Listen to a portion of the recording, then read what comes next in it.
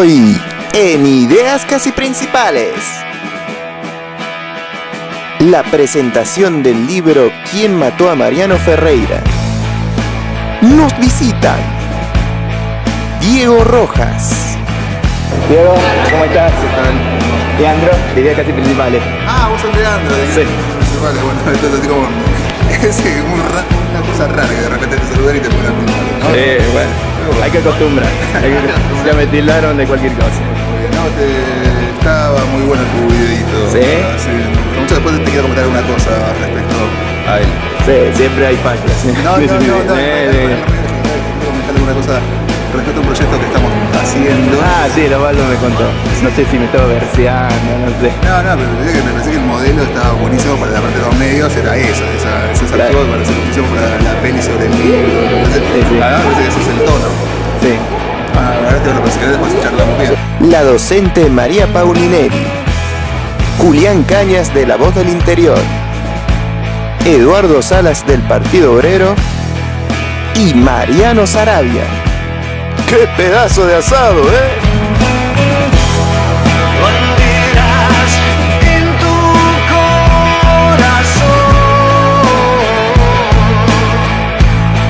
yo quiero verlas ondeando, luzca el sol o no.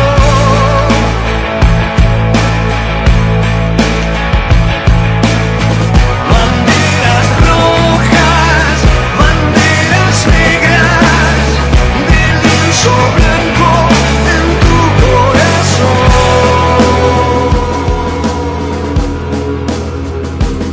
Mueve Ideas Casi Principales.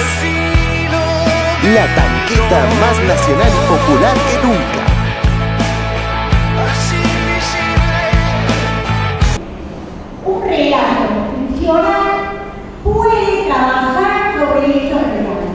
Lo importante está dado por la estructura, por esa construcción discursiva que el autor narrador elige para hacer.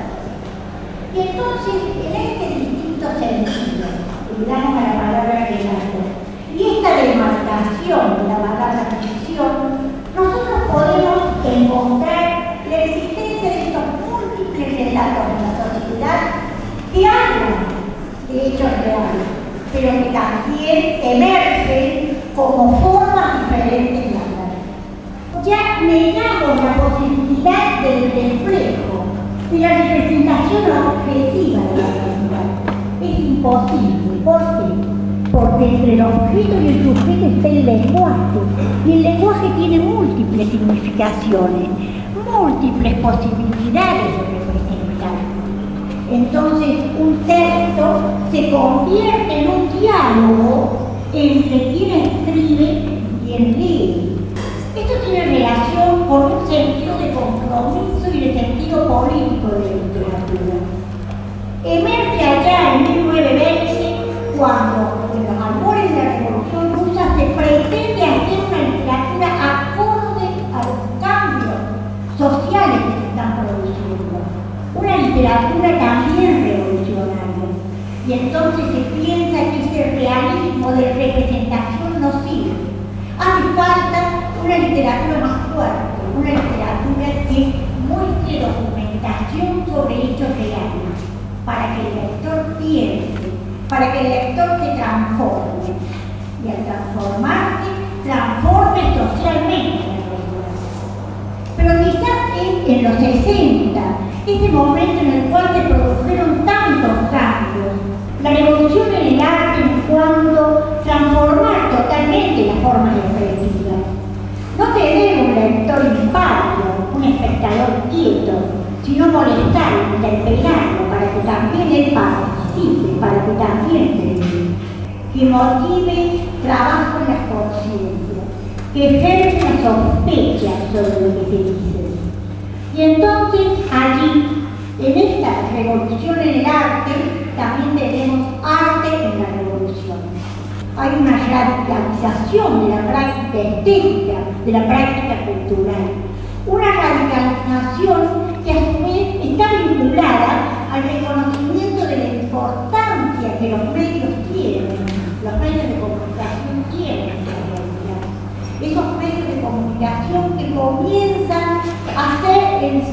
de las preocupaciones de los estudiosos, de los dueños del poder, nos encontramos con una narrativa que busca transformar.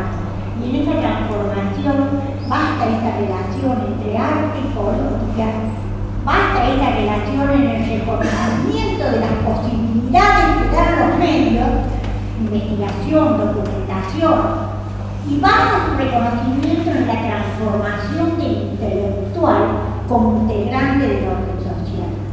La politicidad de la literatura está en la multiplicidad de significaciones posibles, en esa interpelación permanente sobre lo que dice, en esa riqueza con que el lector debe obligadamente completar las significaciones del texto. Aquí en Argentina, Rodolfo Boll es el que inicia este tipo de narrativa. Va a plantear la unión en esos nexos que estoy marcando, arte, política, importancia de los medios, y por otro lado, nuevo orden intelectual. Y dice Rodolfo Boll, aquí en Argentina es imposible hacer política, hacer literatura separada de la política. Y es un escritor que incluso termina poniendo su cuerpo en esta entrega en la cual él lleva la carta a la Junta Militar en marzo del 77. Y miren ustedes cómo dice. El campo del intelectual es por definición la conciencia. Un intelectual que no comprende lo que pasa con su tiempo y en su país es una contradicción añadida. Y el que, comprendiendo, no actúa, tendrá un lugar en la antología del llanto, no en la historia de su tiempo. El intelectual no debe estar con el poder. El intelectual ya no garantiza la verdad del poder, sino que el intelectual, del instante del mismo, analiza las verdades del poder para tratar de mostrar sus falsedades o sus certezas. Analiza los discursos para comprender y aprobar la legitimidad o no de los actos. Por eso, quien mató a Rosendo establece una verdad que es el resultado de la investigación, del trabajo, de la suma de testimonios, del montaje de distintos discursos. Una verdad que es una respuesta al poder y sus excesos. Una verdad que implica fundamentalmente esa relación entre quien escribió el texto, Ivo Rojas, y nosotros, para que en ese diálogo fecundo que se produce en la lectura podamos hacer uso de esa libertad que tenemos y que a partir del conocimiento, la reflexión, la lectura pormenorizada del texto, podamos optar y podamos elegir qué tipo de verdad queremos. Agradezco a Ivo Rojas la escritura de un libro tan serio, tan bien hecho y sobre todo un libro que denuncia sin ningún tipo de miramiento lo que no debe volver a ocurrir en el mundo, la muerte de un hombre. Nada. El caso Maelo Ferreira desnuda eso. Sindicalistas, empresarios que atacan y asesinan a trabajadores precarizados y dirigentes políticos que apoyan el reclamo de esos trabajadores. Ocurrió en este caso en Caroder, pero podría ocurrir en innumerables sindicatos, incluso aquí en Córdoba. No ha habido un caso tan grave como el de Mariano, pero todos hemos sabido, hemos informado que ha habido ataques a delegados que se oponían a la cúpula sindical, que dominaban el sindicato. Me parece que debería ser para la clase política, para toda la clase política, un elemento para ponerse a trabajar en serio en crear en el Parlamento una ley que verdaderamente democratice a los sindicatos. Es una deuda que ya va a cumplir 30 años de democracia y sin embargo vemos que la mayoría de los sindicatos no cumplen con la historia de cómo nació el sindicalismo argentino, que nació de los inmigrantes españoles, la mayoría de ellos anarquistas, que defendían a los trabajadores. Hoy los sindicatos, los dirigentes gremiales son dirigentes políticos, pertenecen, digamos, a un partido político, defienden sus intereses. Nosotros vemos a diario cómo muchos dirigentes que supuestamente defienden los intereses de los trabajadores, en este caso con el gobierno provincial de turno, y después a los 2 meses aparecen en la lista de candidatos del oficialismo. Son casos extremos, como este caso de Mariano Ferreira, que lleva a que dirigentes que deberían ser defensores de los trabajadores se convierten en verdugo de los propios trabajadores. Por tu injusta muerte, muchos compañeros hemos recuperado nuestros puestos de trabajo. Gracias, Mariano Ferreira. Estará siempre en nuestros corazones, Hernán. Esto que venía con una foto de Mariano Ferreira y una imagen del Gauchito Gil, es parte de un pasacalle que está colocado en la esquina de Caguazú y Lynch, en el barrio de Monte Chingolo, en el sur de la provincia del Gran Buenos Aires, un barrio obrero. Esta imagen condensa todo. El motivo por el cual estamos todos acá, el motivo por el cual Diego escribió un libro, el motivo por el cual posiblemente esto siga, y mucho más. En el expediente judicial hay una transcripción de una escucha del teléfono de Pedraza, ¿sí? Días previos a que fuera encarcelado. Es decir, como estaba siendo investigado, le intervino el teléfono. Y hay una conversación que no tiene desperdicio entre el ministro de Trabajo de la Nación Argentina, actual candidato a vicejefe de gobierno de la capital, Tomada y Pedraza. Entre ambos estaban arreglando cómo iba a ser la incorporación de los trabajadores tercerizados, que por último había que reincorporar por todo el quilombo que se había armado, disculpen el término, así era calculado, y que tenían que ser cualquiera que no afectara el ingreso, el poder de la dirección sindical, esta dirección sindical no gremios.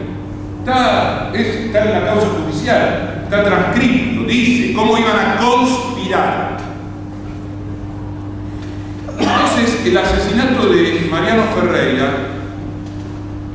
condensó desde el principio tu injusta muerte hasta la recuperación de los puestos de trabajo, una lucha política muy fuerte que puso sobre el tapete problemas y cuestiones esenciales como la relación de los sindicatos con los trabajadores, de los sindicatos con el poder y la relación del gobierno con los sindicatos y con los empresarios.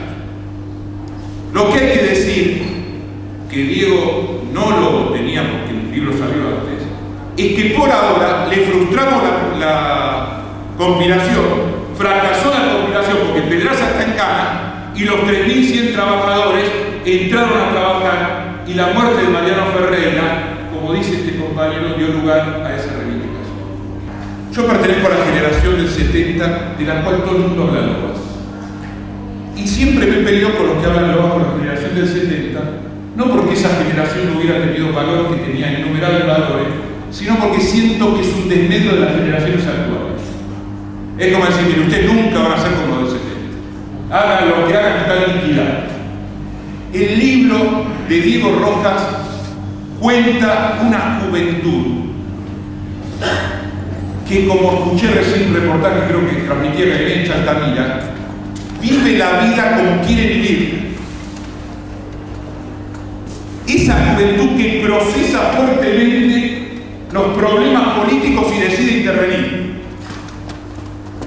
Esa juventud que muestra a través del relato de cómo era Mariano, pero no solamente cómo era Mariano, para que no endiosemos a Mariano Ferreira, sino cómo son los que hablan de Mariano, de una juventud que ahora que se habla tanto la juventud no depende de un solo puesto oficial, no depende de ninguna prebenda, no depende de nada más que sus propias convicciones. En el medio de muchas dificultades, problemas, no saber hasta dónde llegar con su vida, pero que algo tenían claro, porque Mariano es presentado como una persona desordenada, terriblemente anárquica, pero o terriblemente ordenada, por eso decía el jefe. Hay una reivindicación de la juventud argentina, de la juventud militante, que yo se la agradezco enormemente, personalmente, a Diego Rojas. La otra consideración que también quiero agradecer es que cuenta cómo fue todo el proceso de cómo ganar la lucha y pinta al Partido Obrero de una forma que es extraordinaria, por cómo ante las dificultades que creaba la tercerización, los problemas que venían en la lucha, que no venían, lo cuenta de una forma que es casi un método para copiar, para ver, para imitar, que me parece que hace mucho bien. Yo le dije que yo me lo imaginaba inmenso, Mariano, era muy alto. Cuando leí el libro del Diego me enteré que era enmilriado y no medía más de unos 76 pies. Entonces empecé a preguntarle, cuando leí el libro en Córdoba, creo que fui uno de los primeros a leerlo, le fui preguntando a los demás cómo se imaginaban que era Mariano físicamente, porque no lo habían conocido. Todos se lo imaginaban inmenso, enorme. Que haya una valoración de la actividad militante de un joven de 23 años que perdió su vida y que en lugar de sembrar el terror que lo que pretendía, lo único que sembró fue la decisión de ir por más, es extraordinario, y el libro de Diego Rojas en ese sentido es una maravilla. El libro de Diego Rojas es un libro militante, ahora que se usa tanto el término ese. ¿Por qué es militante? Y después le hace una crítica, es decir, ¿por qué es militante el libro? El libro fue escrito, a ver, desde hoy que quiero encontrar una frase que se entienda, es como si fuera un reality show, pero no es exactamente lo que quiero decir. Tiempo real, ahí está, es en tiempo real. Él empezó a escribir el libro a los 2 meses y lo terminó a los 5, las cosas siguieron. Pero el libro de él actuó como parte de lo que seguía. Él escribe, a mí la novela histórica me apasiona, pero él escribe, no después de 20 años, de 30, de 40, cuando ya mucho se decantó. Él escribe sobre caliente en el momento, y es más, le voy a decir algo, se lo dije a él, lo puedo decir acá. Desde el punto de vista literario, él es mejor escritor de lo que escribió en ese libro, yo le he leído otras cosas. Es decir, que él tuvo que hasta sacrificar sus calidades artísticas en función de otra tarea. Y el libro cobra una importancia decisiva porque se convirtió en un factor de la lucha contra la impunidad, por lo que aporta y por lo que genera la presentación del libro solamente. Acaba de salir un libro de Feynman que se llama El Flaco, donde dice, en una actitud terriblemente grosera y de mierda, para decirlo como fue, Altamira se te cargo del cadáver de Mariano. Que lo que se pretende es lo siguiente: fuiste a luchar, sos funcional a la derecha. Fuiste a luchar, que te metes a luchar contra una patota sindical. Y lo cual es una actitud miserable, porque ellos no se enfrentaron a la patota, ellos decidieron recortar, él lo cuenta muy bien, y lo cuenta de una manera maravillosa. Ellos decidieron no hacer el proceso. Feynman es una política que tiene ahí, no Feynman, Pernístiva, salió de acá. Nos llegaron a acusar de que estábamos cortando el 23 de diciembre las vías en Avellaneda por la recorporación, y cada par estábamos haciendo un corte, un atentado de constitución por el corte de vía, una cosa de loco. Una ministra dijo que iba a presentar otra prueba, no pudo presentar ninguna, metió gente lejana y salieron a decir que éramos el Partido Obrero del Duarte. Nos atacaron fuertemente, nos dijeron que pedir la cárcel de Pedraza era pedir más o menos lo mismo que la desestabilización del gobierno. La familia de Mariano Ferrer, sobre todo el hermano Pablo, es criminalista, a tal punto que ellos tienen como abogado el CELS,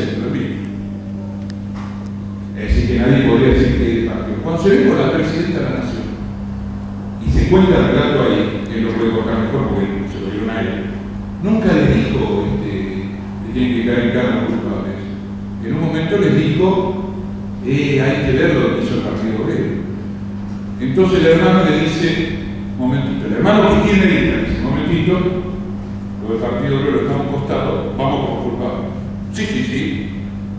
Nunca hubo, y lo que leí un reportaje de Bernardo que dijo, yo esperaba que hubiera una condena a la CGT, a Comesa, a Pedraza, que hubiera una condena. Nunca lo escuché. Porque la adhesión, como el pueblo tomó la lucha contra la impunidad, es lo que llevó al Partido Obrero a ir a fondo en la constitución del Frente de Izquierda. Para que vean por qué. Porque nos dimos cuenta que había una necesidad de la representación política que superaba nuestro partido. Y que por lo menos era necesario que izquierda se juntara para tratar de expresarla, o dar una, no sé si expresarla, no soy muy pretencioso. Abrir un camino para que se exprese. Me sorprende también la calidad de la gente, digamos, las características de la gente que veo, porque no son todos estudiantes. Cada vez que uno viene acá, la mayoría son estudiantes, pero se nota que hay estudiantes, también hay trabajadores, que hay gente grande, y seguramente, estoy seguro que son todos militantes, tanto los estudiantes como los más grandes, pues bien cara de ser militantes, ¿no? Y bueno, eso es fantástico, realmente es lo que por ahí uno anhelaba o conversaba con otros y decía, bueno, ¿cuándo la universidad se va a abrir al campo popular, ¿no? Y a los militantes y a los trabajadores? Seguramente falta muchísimo, sobre todo para que los trabajadores realmente vengan a estudiar. Pero bueno, hay un paso, me parece, que haya tanta, que no sé cuánto hay, 200 personas. Como decía Moreno, raro tiempo esto en que se puede decir lo que se piensa, se puede pensar lo que se quiere y decir lo que se piensa, ¿no? Me parece que un poquito eso estamos viendo. A pesar de las dificultades, si no, que preguntarle a Diego todas las dificultades que he tenido, sobre todo su trabajo en la revista 23 y en el grupo de Jorge, ¿no? Sigue habiendo muchos problemas, pero digo que se puede decir lo que se piensa porque hay gente que tiene ganas de escuchar, principalmente por eso. Yo creo que hace 10 años capaz que no había 200 o 300 personas acá. El libro como que te invita a luchar y rompe con esa cosa bucólica y romántica de la cual también hacía alusión Eduardo de los luchadores sociales o políticos de los 70, ¿no? Que por ahí, después de demonizarlos, después de desaparecerlos, después de combatirlos en los 90, ningunearlos, etc., como ya no se puede hacer otra cosa, bueno, se los pone arriba de un pedestal, como diciéndole a los chicos de ahora, bueno, sí, respétenlos, quieranlos, pero ustedes nunca van a poder ser igual que ellos, ¿no es cierto? Porque ellos están allá arriba. Entonces, es como una invitación. Leer el libro es como que te calienta la sangre y te dan ganas. Es justamente lo contrario de lo que se buscó con el asesinato de Mariana. Se buscó un castigo ejemplar y un amedrentamiento para que nadie luche, como decía Eduardo. Los 90 fue, me parece, la época donde más libros periodísticos aparecieron. Pululaban, así eran un montonazo y se había puesto de moda, y si vos eras periodista y no escribías un libro, era un tonto prácticamente. Pero me parece que se quedaban siempre en la cuestión chiquita de la corrupción. Quizás alguien que hoy se pusiera a escribir sobre los sindicatos o sobre la Unión Ferroviaria podría tentarse en quedarse solamente en lo anecdótico de que si Pedraza es rico, si vive en un piso de Puerto Madera o no, todas cosas muy ciertas, pero que me parece que Diego las ha trascendido, porque no solo que cuenta los negociados con una investigación exhaustiva, sino que lo que está cuestionando es el sistema en sí mismo, el sistema de la burocracia sindical. Y eso me parece que es mucho más valorable, porque simplemente porque este libro puede ser un hito, me parece, en la historia argentina, lo que nos está pasando. Y también rompe con ese pensamiento mágico que tenemos a veces y que nos tranquiliza las conciencias, ¿no? De focalizar todos los males en una persona. Pedraza es un hijo de puta y ahí se termina la historia. Pedraza y 10 más, ¿no es cierto? Lo mismo hicimos con el genocidio de los años 70. Bueno, quedamos tranquilos, me parece fantástico y no voy a dejar nunca de aplaudir lo que hemos hecho como sociedad en los últimos años de buscar memoria, verdad y justicia. Pero creo que por ahí nos tranquilizamos, nos quedamos contentos con tenerlo a Videla y a Menéndez presos en cárceles comunes. Y nos tranquiliza la conciencia porque no vamos más allá, no nos cuestionamos por el poder civil que estuvo atrás de, por ejemplo, de un genocidio, el poder económico. La Fundación Mediterránea en Córdoba, concretamente, los empresarios que siguen siendo hoy importantísimos y valorados, y los economistas que siguen siendo consultados todas las veces por los diarios y por los medios de comunicación. O sea, me parece que es un ejemplo para los chicos estudiantes que están acá, que son de esta facultad, porque como que se está poniendo de moda mucho la investigación en televisión y muy circunscrita a las cámaras ocultas, ¿no? Y el libro de Diego es un ejemplo de cómo se puede hacer investigación periodística, principalmente desde la gráfica, que es el soporte principal para investigar, ¿no es cierto? Y sin ninguna ardid, y sin ningún ocultamiento, y sin disfrazarse de nada, Diego consiguió la única entrevista que dio Pedraza. Estuve buscando entrevistas que habían dado en los últimos días y con mucha humildad él no quiere compararse, pero yo sí creo que hay como un camino que sigue lo de Rodolfo Walsh, ¿no? Y no es ocasional lo del título, pero en el sentido de que se puede leer, de que también así, además de ser periodismo y además de ser una investigación, yo creo que tiene rasgo de literatura, porque a mí me atrapó y me lo leí en 3 o 4 días, realmente, y muy rara vez me pasa eso. Permanentemente estoy empezando y dejando a la mitad de libros que no me atrapan, ¿no? Y este sí, realmente está muy bien escrito, te metes en la historia por el contenido, pero también por la forma en que está. Y la valentía de meterse con estos poderes, además de tan poderosos, tan violentos, ¿no? Como el de cierto sindicalismo, meterse con el kirchnerismo también, y meterse con la empresa que les da de comer, que le paga el sueldo a Diego. Entonces, hay pocos periodistas que se animan a todo eso. En ese sentido, yo no sé si es un intelectual, parece que más bien es un trabajador. En ese sentido es bien un militante, ¿no? Diego. Y de hecho creo que tenés pasado militante y seguramente lo seguís siendo a tu forma, ¿no es cierto? Desde el periodismo. Pedraza es uno de los mejores cuadros del sindicalismo argentino. Un tipo íntegro en los años 60 y 70, de los que más se jugaron, de los más preparados política, intelectualmente, y más consecuentes también, que muy bien lo cuenta él en algún momento de los 90, o de fines de los 80, el tipo decide otro camino, pero también, me imagino yo, llevado por este sistema, ¿no? Porque, insisto en eso, el tema es el sistema, no las personas, porque podemos meterlo preso a Pedraza, pero que todo sigue igual. Ya habrán, si se murió o no se murió, es lo mismo, desapareció y muchos nos quedamos tranquilos de que ya no hay mafia en Argentina. ¿Por qué tantos asesinatos en los últimos tiempos, no? Digo, los más conocidos, bueno, la desaparición de Jorge Julio López,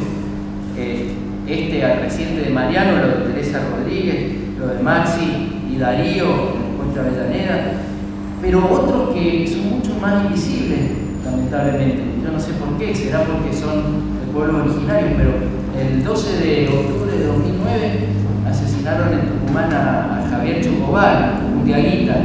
En marzo del año pasado asesinaron a una campesina en Santiago del Estero. En noviembre del año pasado, hace poquito, la policía de Formosa, de Ifrán, mató a 2 pilagás, ¿no? Y esas cosas siguen pasando. Son los estados, a veces provinciales, a veces nacionales, son las patotas sindicales, son los empresarios, pero siguen pasando. Entonces, eso también me parece que es como una invitación a muchos periodistas jóvenes o estudiantes de que hace falta, porque eso no lo hacen los medios de comunicación.